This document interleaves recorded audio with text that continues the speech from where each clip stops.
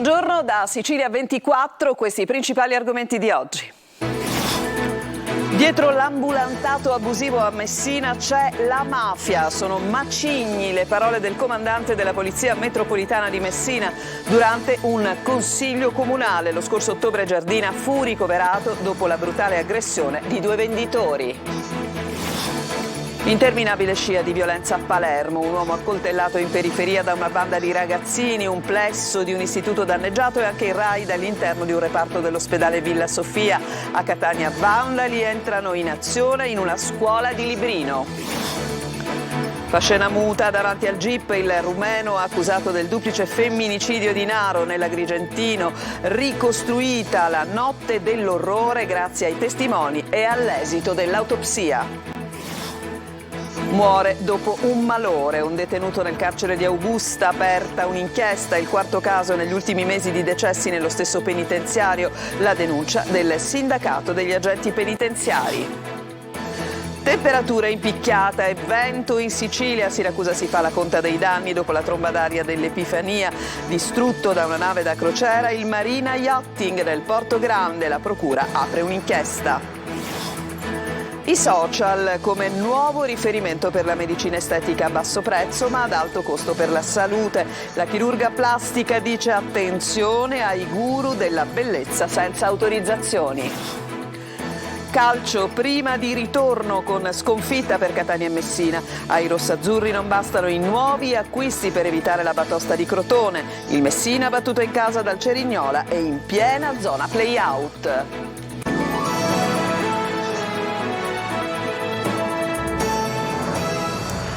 Ancora ben trovati, noi apriamo il nostro telegiornale con le parole forti che sono state pronunciate dal comandante della Polizia Metropolitana di Messina durante un consiglio comunale. Ha detto: dietro l'ambulantato abusivo della città c'è la mafia. Sentiamo il servizio di Francesco Triolo. Una denuncia pesante in un luogo istituzionale durante una seduta ufficiale. Le parole del comandante vicario della Polizia Municipale e comandante della Polizia Metropolitana di Messina, Giovanni Giardina, hanno spiazzato tutti. Dietro all'abusivismo commerciale, all'occupazione di suolo pubblico in maniera illegale, non autorizzata, c'è un'organizzazione criminale, mafiosa io direi, che decide, che si sostituisce al Dipartimento Attività Produttive del Comune di Messina. Sarebbe un doppione, però illegale. L'ufficiale non ha voluto aggiungere tanto altro per via di un'indagine già aperta sull'argomento dalla Procura della Repubblica, ma occorre ricordare come proprio il comandante Giardina fu aggredito brutalmente lo scorso 19 ottobre da 2 ambulanti e fu costretto al ricovero in ospedale.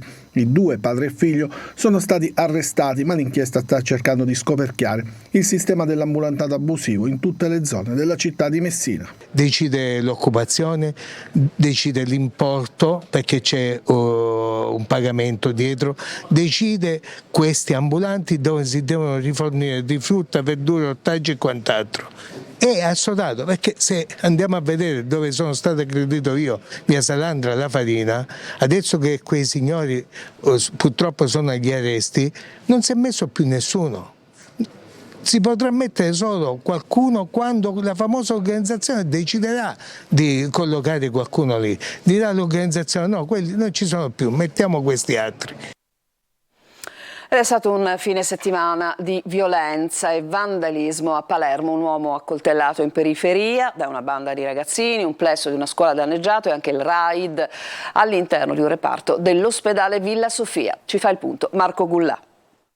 Un uomo accoltellato, raid nel reparto di radiologia dell'ospedale Villa Sofia e il plesso di una scuola danneggiato. Palermo, un nuovo weekend all'insegna di violenza e vandalismo. L'episodio più grave in via Lete nel quartiere di Partanna Mondello. Un uomo di 32 anni viene accoltellato dopo aver scoperto un gruppo di ragazzini che stavano per rubare la sua bici. Ha incrociato i ladri in via Lete ed è intervenuto nel tentativo di metterli in fuga, ma per tutta risposta è stato affrontato a muso duro duro e colpito a coltellate alla spalla sinistra e all'addome. Rimasto ferito, se la caverà con qualche giorno di prognosi. Brutta sorpresa invece questa mattina per il personale, gli studenti e i genitori dei piccoli alunni del plesso Alongi della scuola Salgari di Palermo. L'istituto scolastico di via Niccolò Alongi, che ospita la materna e l'elementare, è stato vandalizzato e saccheggiato. Per circa 250 bambini questa mattina niente scuola dunque, con i genitori che sono stati costretti a riportare i bambini a casa. Fatta luce intanto su una rapina avvenuta a marzo scorso ai danni di 2 donne rapinate in via La Lumia, arrestato un 37enne.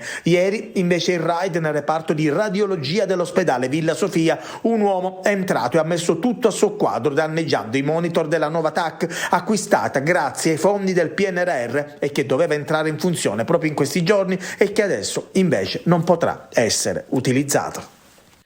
E un atto vandalico si è registrato anche a Catania, in particolare in una scuola, in un istituto di Librino, l'istituto comprensivo Vitaliano Brancati. I vandali fanno irruzione nel plesso centrale di via San Teodoro, rubando arredi, la lim e anche i soldi delle macchinette del caffè, delle merendine. Sconvolta la preside è andato Tonino De Mana.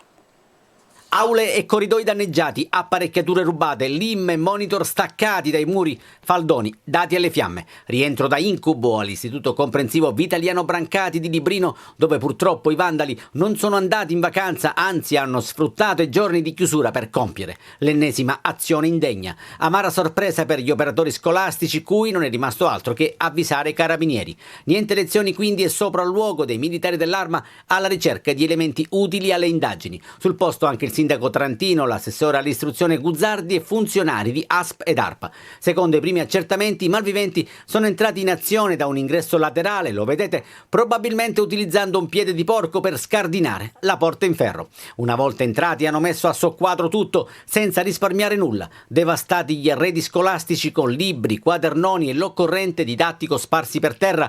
Poco più in là le macchinette di caffè, bevande e merendine sono state distrutte per racimolare pochi euro. Quella che vedete invece la segreteria dell'istituto, dove è stato appiccato un incendio che ha incenerito la documentazione della scuola, e non è stato risparmiato neanche l'ufficio di presidenza, con sedie e tavoli ed armadi sparpagliati a terra. Ancora incredulo il dirigente scolastico Elga Maria Grazia Schembri. Abbiamo trovato la scuola vandalizzata e hanno portato via tante lim, computer, gli armadi tutti scardinati. È una lotta contro il tempo per cercare di riaprirla almeno domani, ma è possibile? E speriamo, insomma, se non domani, dopodomani al massimo. Certo, non possiamo tenerla chiusa a lungo.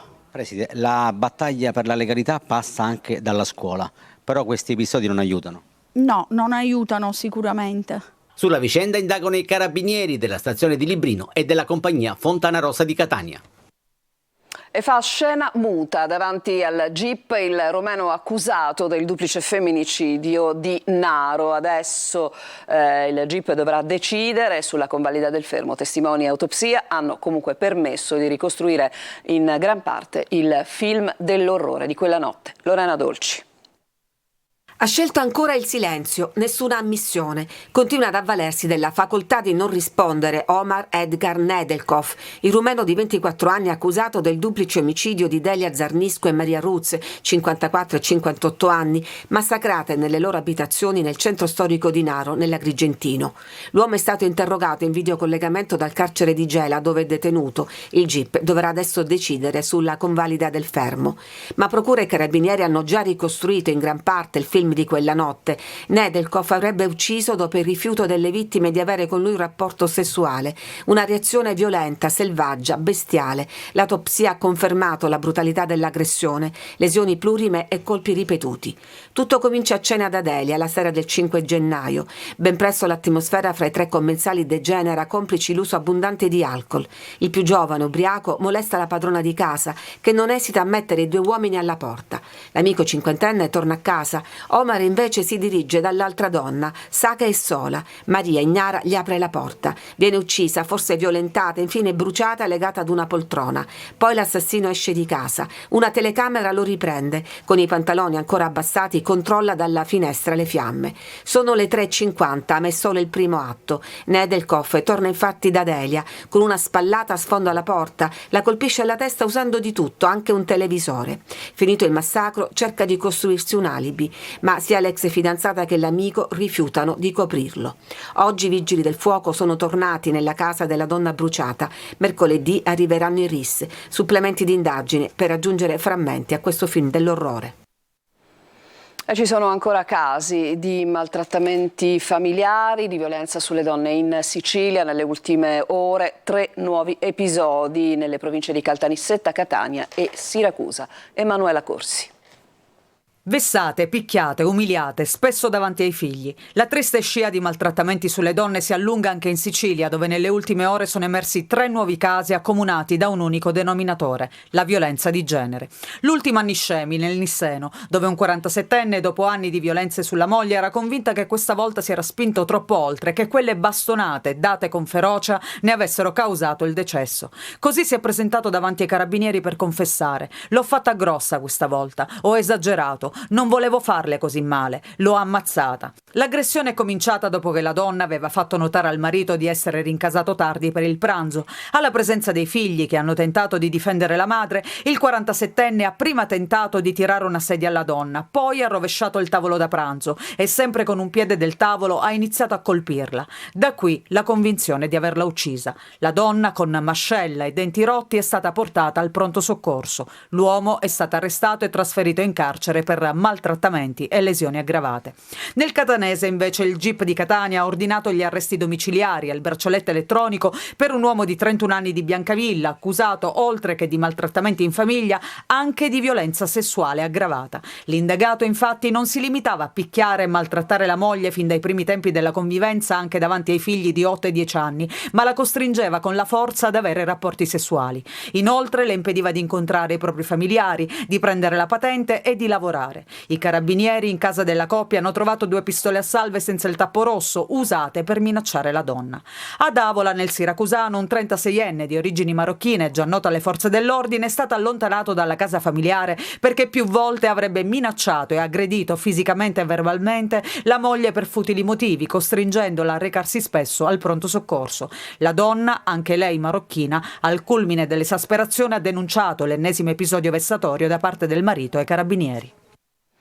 Resta ai domiciliari Martina Gentile, la figlia dell'amante storica di Matteo Messina Denaro, Laura Bonafede, arrestata per avere aiutato il capomafia durante la latitanza e per averne gestito la distribuzione dei pizzini. Il Tribunale del riesame di Palermo ha infatti respinto la richiesta di scarcerazione del legale della ragazza, autrice anni fa di un necrologio in cui si dichiarava fiera di essere la nipote del boss Leonardo Bonafede. Un detenuto è morto nel carcere di Augusta dopo aver chiesto aiuto a un agente. La procura di Siracusa apre un'inchiesta. Nel maggio scorso nello stesso istituto erano deceduti 2 detenuti per sciopero della fame in una struttura dalle condizioni disumane che non è nuova, fatti simili. Appunto sentiamo Desiree Ferlito. Un detenuto palermitano di 58 anni è morto nel carcere di Augusta nel pomeriggio del 6 gennaio. L'uomo avrebbe avuto un malore e poco dopo aver chiesto aiuto a un agente di polizia è deceduto all'interno della sua cella. La procura di Siracusa ha aperto un'inchiesta e la salma è stata posta sotto sequestro. Suicidi, arresti e aggressioni agli agenti, troppe le criticità negli istituti penitenziari siciliani. Nel maggio scorso, sempre nel carcere di Augusta, erano morti 2 detenuti. Facevano lo sciopero della fame da 60 e 41 giorni rispettivamente e nessuno all'esterno della struttura lo sapeva. E non è tutto. La direttrice del carcere è stata rinviata a giudizio per la morte di un altro detenuto ancora, il suicidio di un uomo dalle condizioni psicologicamente fragili. Nel penitenziario intere sezioni sono senza docce nelle celle e una media di 40 persone deve usare appena 3 docce in condizioni fatiscenti e la direzione dell'amministrazione penitenziaria continua a trascurare una situazione esplosiva, denuncia il sindacato di polizia SIPPE. Dopo la tromba d'aria dell'Epifania che ha colpito la Sicilia sudorientale, a Siracusa si fa adesso la conta dei danni. Siamo stati al Marina Yachting nel Porto Grande, distrutto da una nave da crociera, che ha rotto gli ormeggi. La procura ha aperto un'inchiesta e intanto freddo e vento non lasciano l'isola. Francesco Aloi. La forte ondata di maltempo che nel giorno dell'Epifania ha flagellato la Sicilia ha lasciato il segno. Qui siamo a Siracusa. Un'attività distrutta. Il titolare definisce così il Marina Yachting. La MSC Sinfonia con la tromba d'aria ha rotto gli ormeggi ed è finita qui. Ha una stazza di circa 60.000 tonnellate. Tenga conto che è lunga più di 300 metri, quindi ci siamo trovati questo mostro in prossimità dei nostri pontili e delle imbarcazioni ed è stato veramente agghiacciante. Il gigante del mare era in balia di vento e corrente. Nel giro di pochissimi minuti ha travolto pontili e imbarcazioni. Ha travolto tutta la nostra struttura e poi di conseguenza la struttura è andata addosso a delle imbarcazioni ormeggiate, qualcuna è affondata. La nave non ha risparmiato nemmeno la banchina 4 del Porto Grande che, come vedete, è stata danneggiata. Sono più di 300 i metri che separano il Marina Yachting dalla banchina 3 del Porto Grande, una struttura che esiste dai primi anni 2000, prima che arrivassero le crociere. Non è uno spettacolo bello, avere delle navi di queste dimensioni all'interno della baia, per tutta una serie di motivi, anche un impatto visivo, impatto ambientale. Mentre freddo e vento continuano a colpire la Sicilia, la Procura di Siracusa ha aperto un fascicolo per disastro colposo. Qui si aspettano che i danni vengano risarciti, tutti. Adesso ci fermiamo, una pausa, torniamo tra poco.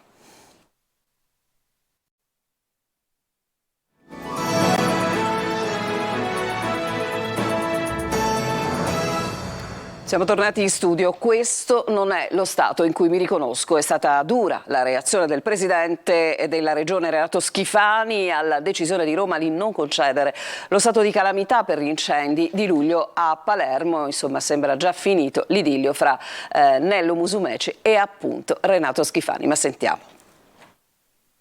Ammonta a ben 500 cartelle la documentazione inviata dalla Protezione Civile siciliana a quella nazionale sugli incendi che hanno devastato e causato danni per 150 milioni di euro, oltre a uccidere 6 persone la scorsa estate a Palermo. A dirlo è l'assessore regionale all'energia Roberto Di Mauro, che attacca la scelta nazionale di non concedere lo stato di emergenza dopo 7 mesi di analisi di una documentazione affatto insufficiente. Una scelta che già ieri ha fatto saltare sulla sedia il governatore Renato Schifani, che è arrivato a dire: questo non è lo stato in cui mi riconosco. Il tema sarà affrontato nel pomeriggio durante una giunta regionale di governo convocata a Palermo con all'ordine del giorno 8 punti, fra cui anche incendi e manager della sanità. C'è attesa per capire quali saranno le iniziative della regione. E non è bastato a stemperare gli animi la decisione dell'ex governatore siciliano e attuale ministro della protezione civile Nello Musumeci di convocare le 2 protezioni civili, quella nazionale e quella regionale, a Roma, sostenendo che la documentazione della Sicilia fosse insufficiente. Una pezza che nessuno sembra intenzionato a far passare. È finito dunque l'idillio fra Nello e Renato, nonostante Schifani avesse detto più volte che il suo governo sarebbe stato in continuità con quello precedente. I rapporti tesi fra Forza Italia e Fratelli d'Italia portano anche a queste rotture. Adesso voltiamo completamente pagina, parliamo dei social che sono diventati il nuovo riferimento per la medicina estetica a basso prezzo, però sembrerebbe ad alto costo per la salute. Attenzione ai guru della bellezza senza autorizzazione, solo i medici possono iniettare sostanze nel vostro corpo. A spiegarlo una chirurga plastica. Sentiamo Eva Spampinato. Belli a tutti i costi, anzi a basso costo, anche a costo della salute. Vi mostro lo sparo in diretta. I filler fatti in casa con la penna di acido ialuronico sono virali sui social e vengono pubblicizzati da estetiste straniere o da centri estetici che non potrebbero effettuare questi trattamenti. Proviamo a chiamarne uno che si trova a Catania e sentite cosa ci risponde. Centro estetico, salve. Fate trattamenti con la Hyaluron Pen? Al momento no. Ok. Prossimamente lo troverà. Ma l'operatrice è sempre una estetista o è un medico? Sì, sarà un estetista specializzata. La Hyaluron Pen, il gonfialabbra, sui social sta spopolando. Il prezzo del trattamento è molto inferiore rispetto a quello eseguito dai medici di chirurgia estetica, ma si tratta di un'operazione che può essere eseguita solo da un medico. La Hyaluron Pen è un dispositivo che per aria compressa, quindi con eccessiva pressione, spara dentro il tessuto, in questo caso la mucosa labiale, dell'acido ialuronico. È una manovra apparentemente non invasiva perché non ha degli aghi, ma in realtà inietta una vera e propria sostanza, quindi un filler che ricordiamo essere sempre dei dispositivi medici di classe terza, che quindi può iniettare soltanto un medico. Ci sono delle figure non professioniste del settore, quindi non medici, vengono principalmente dall'est, quindi tra la Russia, l'Ucraina, che in Italia si avvalgono della facoltà di fare questi filler o dei botulini, per esempio, comunque dei trattamenti medici, perché dicono al loro paese essere consentito loro fare queste metodiche, queste pratiche. E mentre prima erano le dive della televisione il canone di bellezza di riferimento, adesso lo sono i filtri di Instagram. Il cliente viene da lei e cosa le chiede? Spesso mi chiede di assomigliare al suo alter ego di Instagram con un filtro, e quindi mi chiedono determinate caratteristiche perché le vedono possibili tramite un filtro. Questa sono io senza filtri, si vedono le occhiaie, le imperfezioni della pelle, e questa invece sono io con il filtro. Tutti quei filtri che rendono la pelle perfetta, liscia, le labbra più grandi, il naso perfetto, o quelle che appunto scolpiscono l'ovale del volto con zigomi molto alti, mandibola pronunciata. Anche la dottoressa Di Stefano prova il filtro su di sé.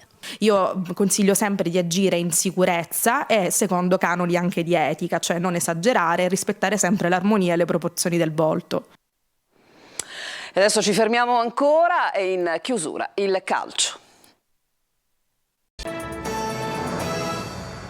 Ultima parte del nostro telegiornale. Il Catania comincia male il 2024, sconfitta netta a Crotone e i calabresi si impongono infatti con il punteggio di 3-0, ma sentiamo Marco Carli.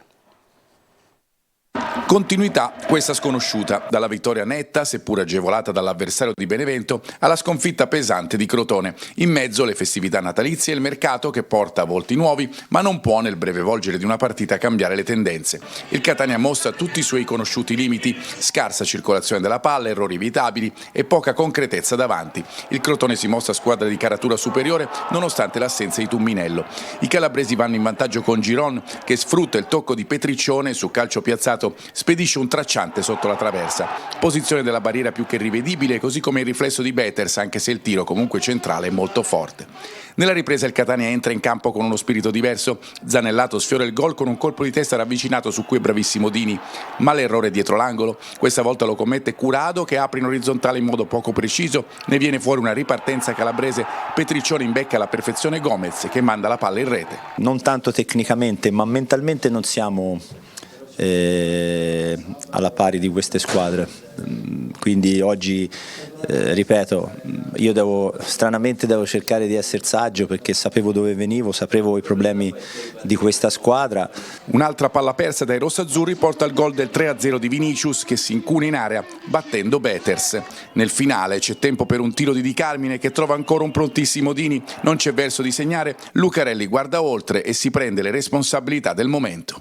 In un mondo non solo calcistico ma un po' come funziona in Italia, dove premier, assessori, sindaci, direttori, nessuno si prende mai le responsabilità, io me le prendo perché sono abituato a fare così.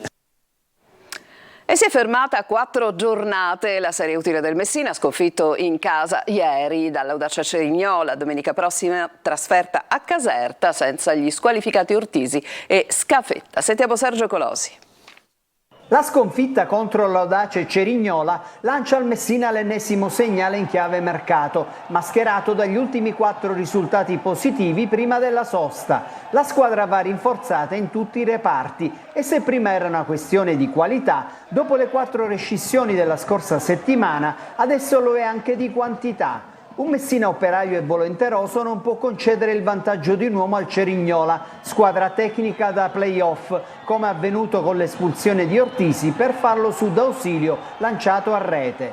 Lo stesso D'Ausili ha propiziato gli assist dei 2 gol pugliesi, prima di Malcore e poi di D'Andrea, con la difesa giallorossa sguarnita e poco attenta, inframmezzati dal primo centro stagionale di Marco Zunno. È un grandissimo peccato, sono contento di aver fatto il primo gol con questa maglia, ma purtroppo questo gol serve a poco. Siamo rammaricati per non aver portato nemmeno un punto a casa. Certo, sì, ci abbiamo creduto perché nonostante l'inferiorità numerica che abbiamo avuto dopo neppure 20 minuti, comunque dopo il pareggio le occasioni per poter far gol e per poter portare la partita a casa ci sono state e quindi per questo ci dispiace tantissimo. In classifica Messina quart'ultimo, sempre più dentro i play-out. Domenica prossima trasferta a Caserta contro la vice capolista senza gli squalificati Ortisi e Scafetta.